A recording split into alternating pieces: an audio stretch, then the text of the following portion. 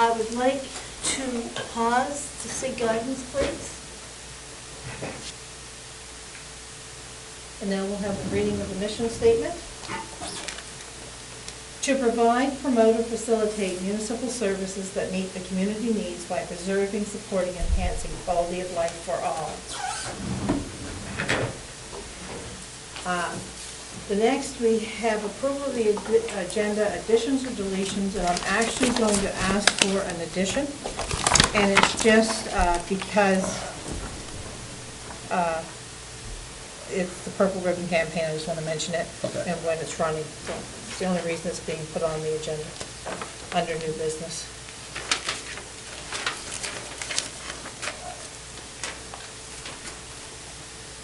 If there's nothing else, would someone like to approve with the amendment? So moved. Is there a seconder? All in favor? Aye. Contrary minded? Motion carried. The next is, it says Warden Gregory, but I've already asked Murray Hill to do everything. Murray Hill is our Nova Scotia Regional Manager of the Atlantic Canada Fish Farmers Association. He actually lives in Pictou and is driving back tonight after this presentation. Which I think God help us all. Better than last night. Yeah. Well, I suppose. So would someone move for Murray to come forward, please? So moved. Is there a second? All in favor? Aye. Contrary minded? Motion carried. Murray, would you like to come forward, please? I would.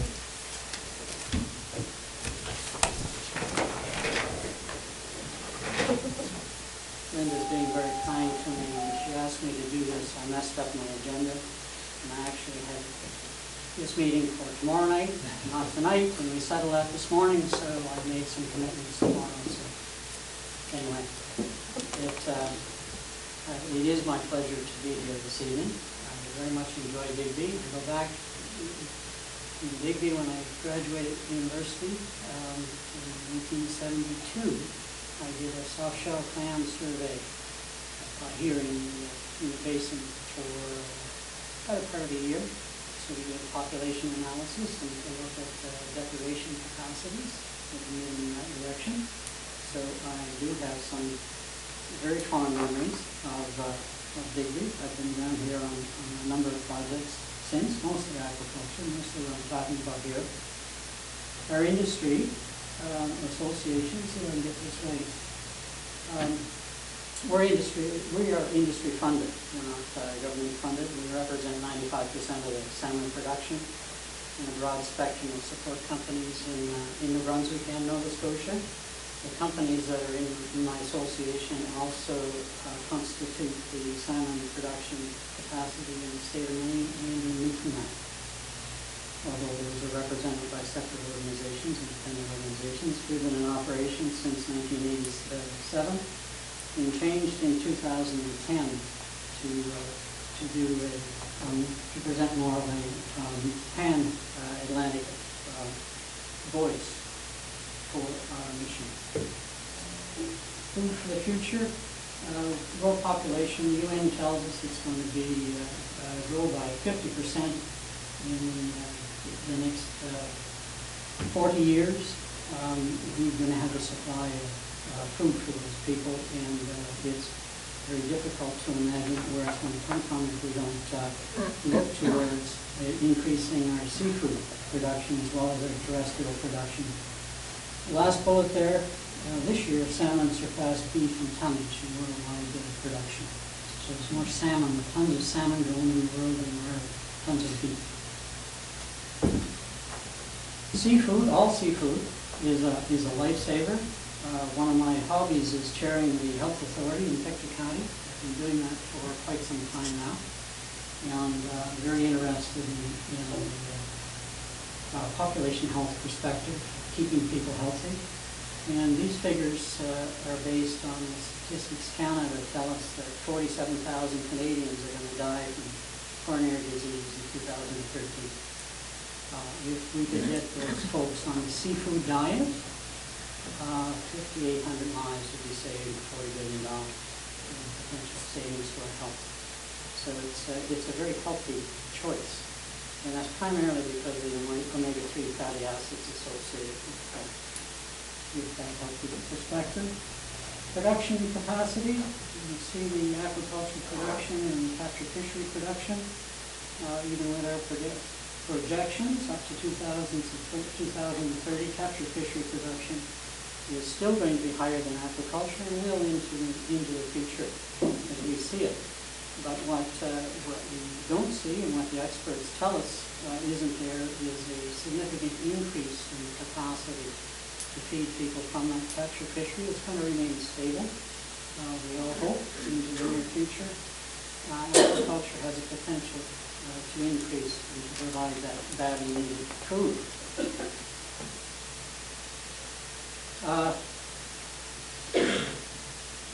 Our aquaculture already supplies a good portion, probably about a third of the global seafood that's consumed now is cultured. You get into a lot of definitions here. For example, the salmon fishery out of the state of Alaska that is sold as a wild product. 2/3 of that fish has been cultured for a portion of its life. They raise them in hatcheries, grow them in cages, and it's 100% released when they sea ranch them. Last year, they travel to sea, migrate to sea, and come back. So it does affect a good portion of the seafood that is consumed today. Mother, Yes? can I just ask, Yes. they have no, like, here in this province, in the fish gonna be very upset. The fish gonna be No, huge. no, we'll put in context. Oh. We stock a lot of fish. Uh-huh. That's what I'm talking about. That is an aquaculture concept, stocking of fish. Okay. Only they don't stock in the fresh water as we do. They're anadromous, meaning they spawn in fresh water, go to salt water, and back to fresh water. Okay. They're the same as, in that context, they're the same as our Atlantic salmon. But instead of releasing them directly into fresh water, let them go to sea, they put them in cages.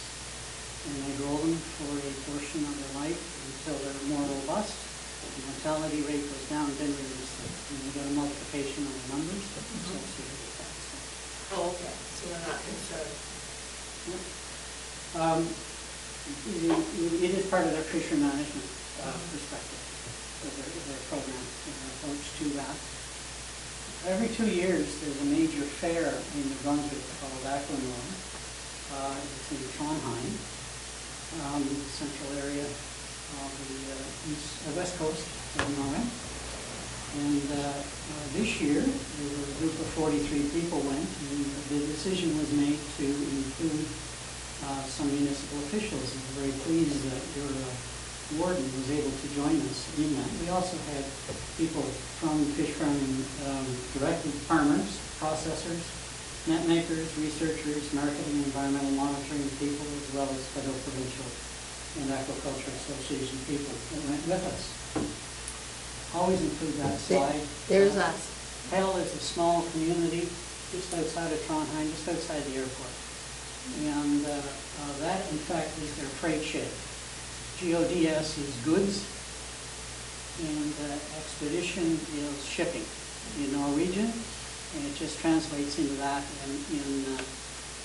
in English. So that particular spot was well padded down with people getting picture taken beside it. So you see Ronnie down there? Yep. I'm just trying to think of, I'm trying to see, the one that was made, the next one is the deputy mayor from Queens. I see her. The mayor from Blacks Harbor is there. Deputy warden from Guysborough County, the warden from Indiana. Yeah. I was just trying to see them in the picture. Yep. Okay. Thank you.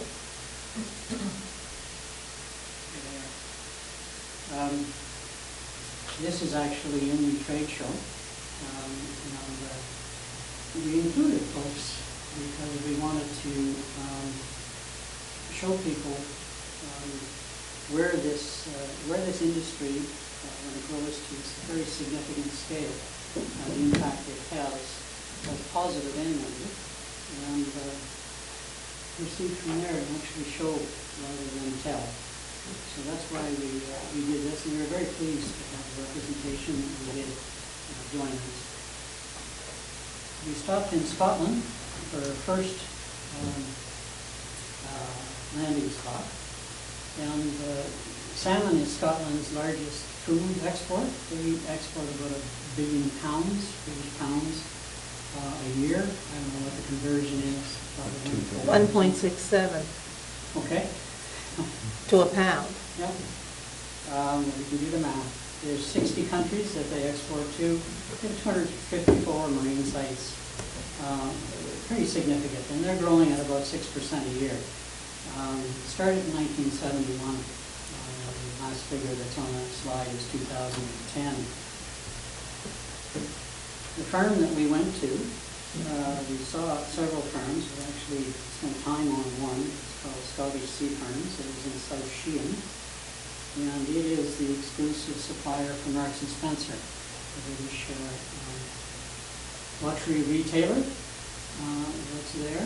The lot that we're on in this picture is actually a special area of conservation over there because of a rare plant, marine plant that grows on a reef. And the farm that we're on right there has been coexisting in that marine situation for 20 years.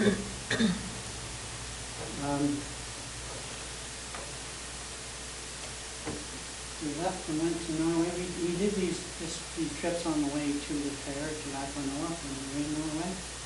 Norway is huge in production of Atlantic salmon, 1.2 million tons, 46 billion. Now the difference between 600 active sites and 1,000 sites licensed is the following of sites. The production cycle requires to leave it fallow for a portion of time so that there's recovery from the production. So that's what those figures are for. But you can see the projections. There's a copy of this at each of the desks. This is a farm. Could you go back to the last slide, please? Okay. Yeah, 53 FTEs, what's that? Full-time equivalents, jobs. Okay.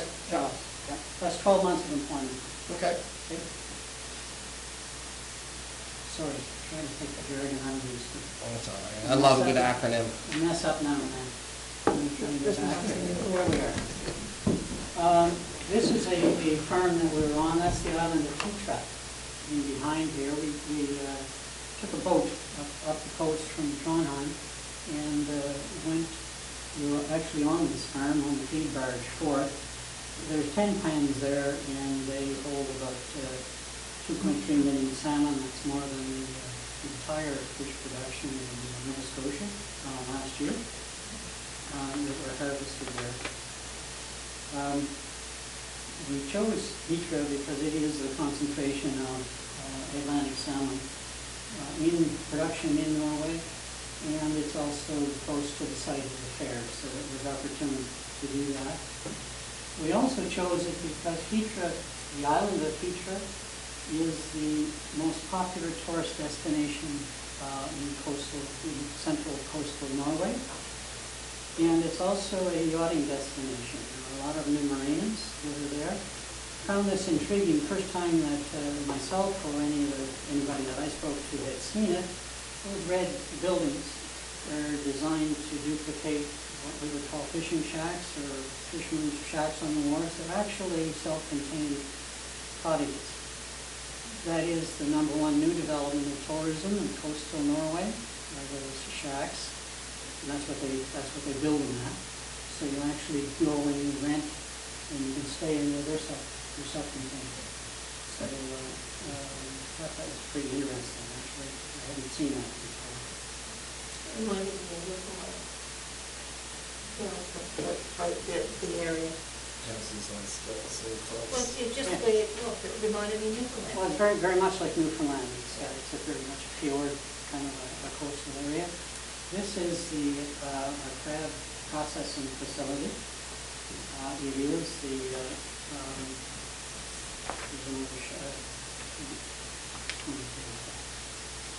it's called Hitra MAT, M-A-T. and it processes 70% of all the crab that are harvested in Norway. It does about 100,000 units a day. 68 people when it's running at capacity in the processing sector, and it's all harvested by local inshore fishermen. It's a very similar type of a fishery. It wouldn't be foreign to fishermen from this coast at all, because it's done by pot, individual buoys and pot, and bait and pull back. Those stocks have been steady for a number of years, and we wanted to go to feature because this particular plant competes for in the processing sector with the salmon farming sector. Just up from the island of Feature is a small rocky knoll, and that actually is the start of a salmon feed processing plant. It is, you can see the wind generators. It's also uses liquefied natural gas, the two energy sources for that. And that will produce 60% of marine harvest is the largest company that produces salmon in Norway. Will produce 60% of the feed once it's up and running, which is 2014. And it was just on a massive scale, something quite apart from anything that we had seen on this coast. We wanted to talk to both Norway and Scotland on what their plans were. Scotland's plan is 220,000 tons by 2020, and that's up from 150. So that's probably up about a third in the production over the next 7 years. Norway is very significantly higher. They want to go to 2.7 million tons. That's a huge amount of protein production. And the one thing that I did find, found a number of things of interest, but the one thing that I particularly found of interest is that there is one industry association that represents all fishing concerns in Norway. Doesn't matter whether it's firms or wild caught or anything else. There's one organization that looks after that sector with government, and seems to work for them. I think on last count, there were something like 65 or 70 organizations in the commercial sector, plus a couple in agriculture in Nova Scotia.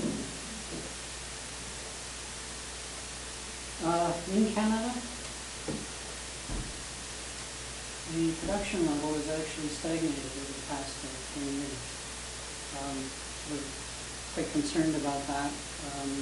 We don't have those sorts of bold visions. We have the opportunity from a biological perspective, and we have the markets, and we have all the parts and pieces. We just can't put it together at this point in the same level that they do in Europe, and that was very evident to us.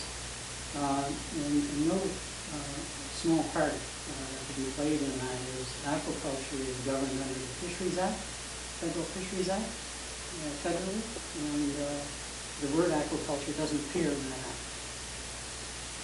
It is made to fit on a lot of aspects that are designed for the commercial sector. We currently have about $80 million in economic activity. The actual best salmon farming areas is relatively narrow band. It crosses the province in that basin. Shelburne Harbor, St. Margaret's Bay, in that particular area, there is some trout farming in the Verdor Lakes. But, if you were to draw a couple of boundaries from Charlotte County in New Brunswick across the bay, it's relatively narrow the opportunity that is here, but it is here, and we'd like to see it progress. Along with that comes the associated secondary economic development benefits. We talk about Cook Aquaculture. They are our largest participant, and they are the player here in Digby County from a marine salmon perspective. I'm not going to read these for you. quite familiar with them. My understanding is that they have a site now that they have selected for that hatchery, recirculating hatchery, net and cage repair, feed warehouse, distribution center, regional office, and looking for a significant increase in jobs, direct and indirect, for Digby County.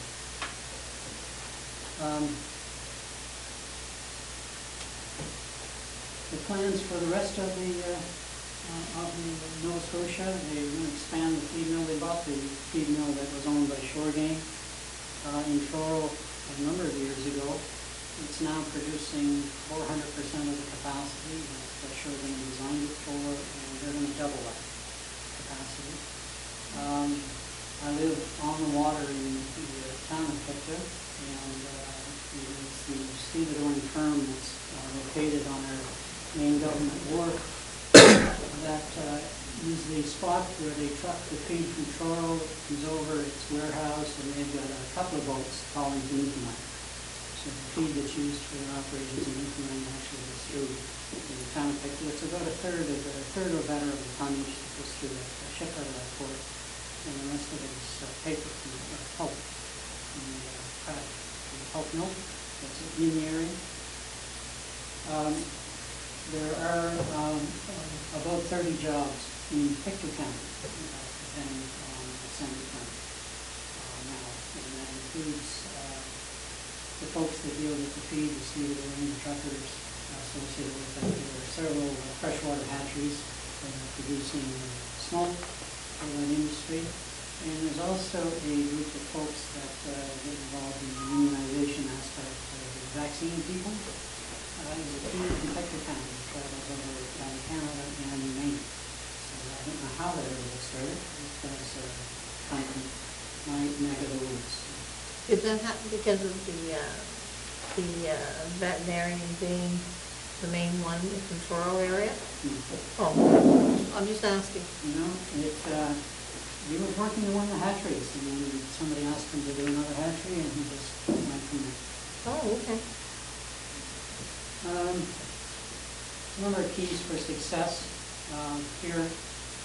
One of the primary ones is the Nova Scotia Strategy for Aquaculture Development that was put out 2 years ago. Now it provides a direction and a focused plan to ensure continued growth of the industry. And regulation is extremely important for us for a host of reasons. I'm very pleased to be taking part on the environmental roundtable on the Dole Leahy panel that's been created to look at the regulations for the aquaculture industry in Nova Scotia. We have about 6 months work to do to sort that out and to see if we can't arrive at, I think our mandate is to find some middle ground, so we'll see whether we're successful or not. You'll probably read it in the paper about how successful we have been on that aspect. But we look forward to it because we're very keen on having some specific regulations that are designed to address the needs of the industry and those other folks that live from the sea. Research and technology. When we were on the tour and through the presentations and displays of the Aquanor conference, we saw a lot of new products, farming techniques, research being done from around the world. There were a number of Canadian companies there actually. We've done very well. In particular, the Atlantic Veterinary College in Prince Edward Island, or UPEI, they're focused on agriculture as one area that they wish to develop expertise in. In the last 24 years, we went from one veterinarian, and that's Steve Backman. Steve is from Lunenburg. Went up to New Brunswick for a few months, and he's still there 30 years later. But it's gone from that to right now there are about 24 fish health veterinarians, as well as the Atlantic Vet College and the Center for Aquatic Health Sciences. We attract students from all around the world to look at Because we're on the leading edge of research globally when it comes to fish health, feed development, net pen technology, and green farming practices. Green farming practices, the one that's on the slide there is IMTA, Integrated Multi-Purpose Aquaculture. What that means is you put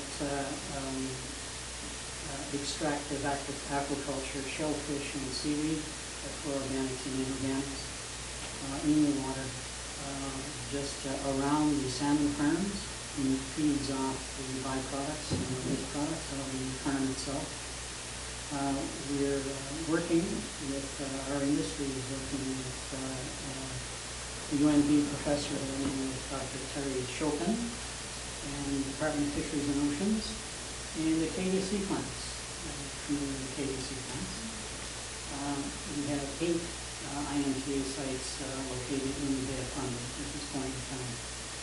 And one of the artifacts of that request for regulations, one of the biggest impediments to expanding that is getting regulations, for getting this approved through the regulatory process by the federal government, which we find very absurd. That's just an aside. New feed formulations. 20 years ago, we were using about 80% wild fish ingredients in our feed. Today, we use less than 20. In fact, when we sell product, we've got to take on the waste product. Once we process that into fillets and portions and whatever else they wish to take to market at that point, the waste product from that exceeds the fishery input into the feed. So if we sit down and put those on a balance, we're actually a contributor to marine products that's used for feed for cattle, for chickens, that sort of approach to feed. So we consume less and actually use from that process. Do you sell much to the mink farms for leftovers? I don't know. I don't think so. I don't think the processing is done here. No, it's in Quebec. Processing for They know they send the chickens come back from Quebec. I know they use chicken, but I don't know if they use anything else. I don't know.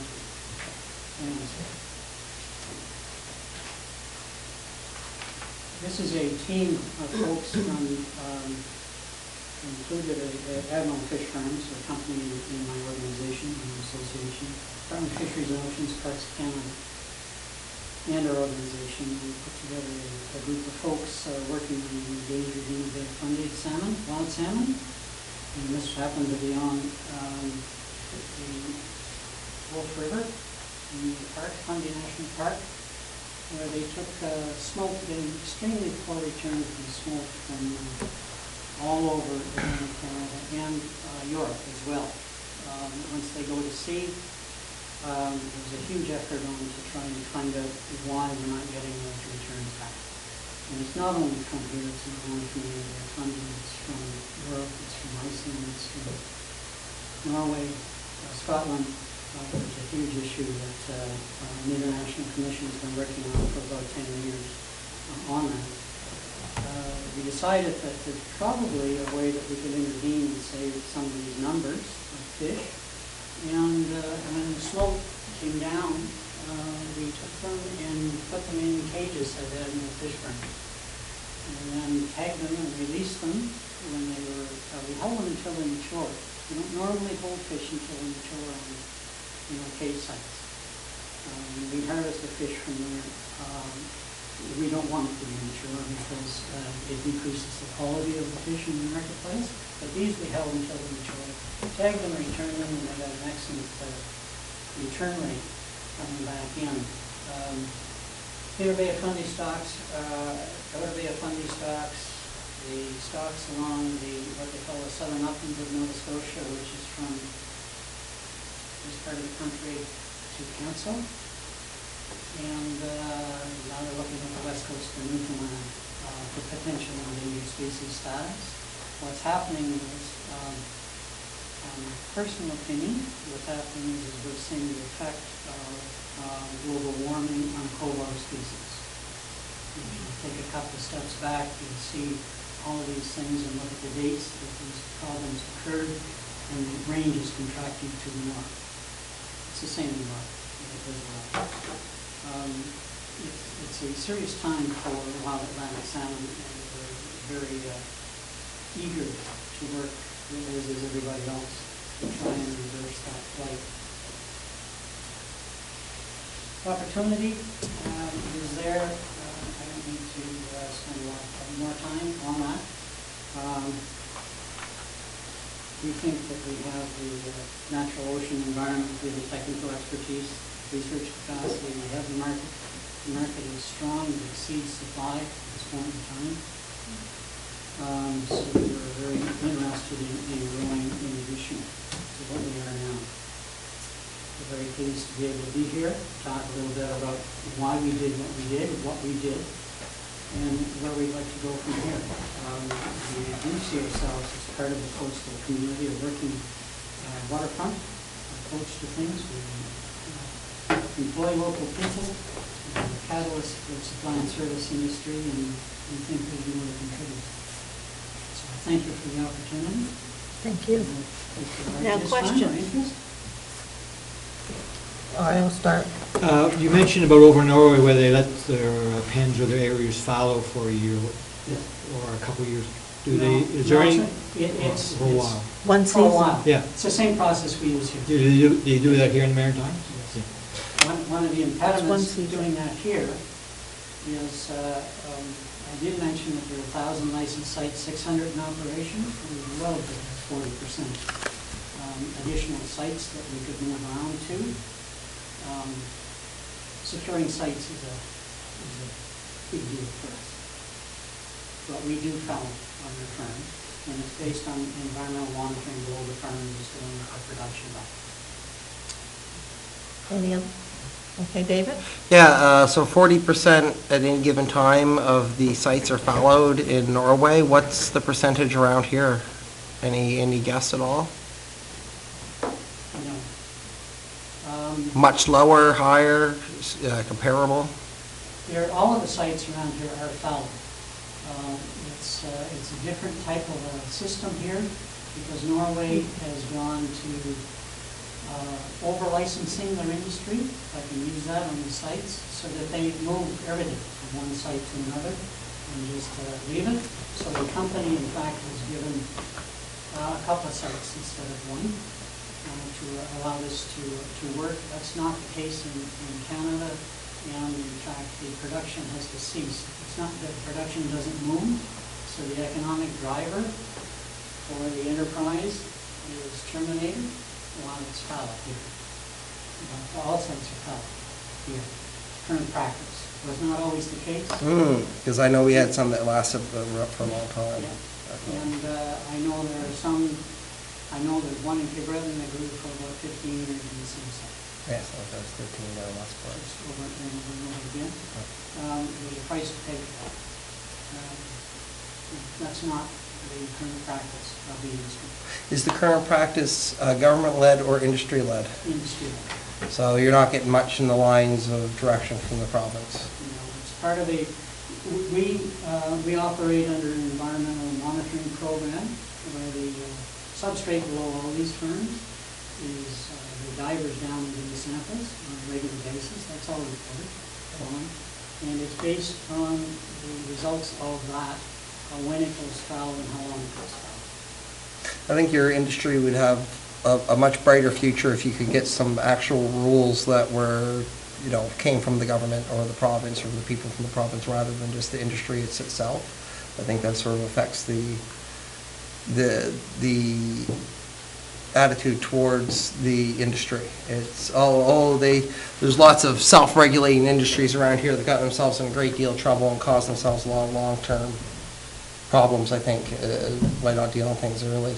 It's too bad that there's not more leadership from the government on these. I think it would add a lot to... The last quote was yours, not mine. But I agree with you. We're looking for, we see this as an opportunity for us. One of the difficulties in this is for example, the amount of time the site goes fallow is dependent on a lot of things. The depth of the site, the current that goes through there, whether they're subject to storm events or not. So it's very difficult, and it would not be realistic to prescribe one fallow rate for the whole industry. It just doesn't serve anyone's purpose. If you're not getting any environmental benefit from having a site that could be in production fallow, then it doesn't serve anybody's purpose. It doesn't serve an environmental purpose. It doesn't serve an economic purpose to do that. So, but we do agree, without question, that we would like to have some policies and regulations that were designed specifically for those areas that we deal with on a day-to-day basis. And provide clarity. We're not concerned with that. One of the things that we learned to live with a long time ago is because with the new kids on the block, they play by a different set of rules that everybody else does. And my background is in federal and provincial government. I worked in the farming sector alongside the folks that work in the farming sector and combined fisheries and agriculture a number of years ago. So I know what happens in the other protein producers. And we'd love to have those sorts of terms and conditions. So Yeah. operate under, but they're grandfathered in and we're not.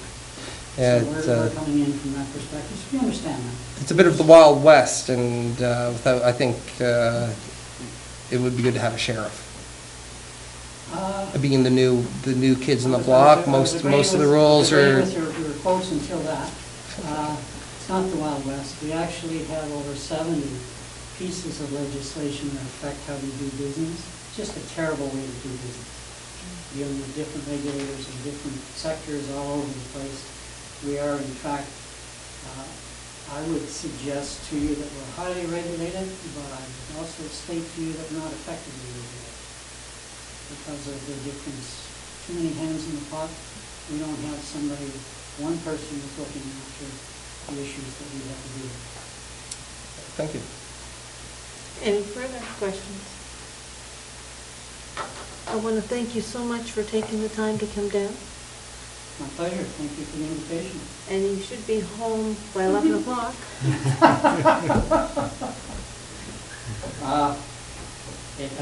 After 10, I'll probably knock 15, 20 minutes off that. So I would like to say again, thank you very much. And I'm just going to call a 5-minute recess and call.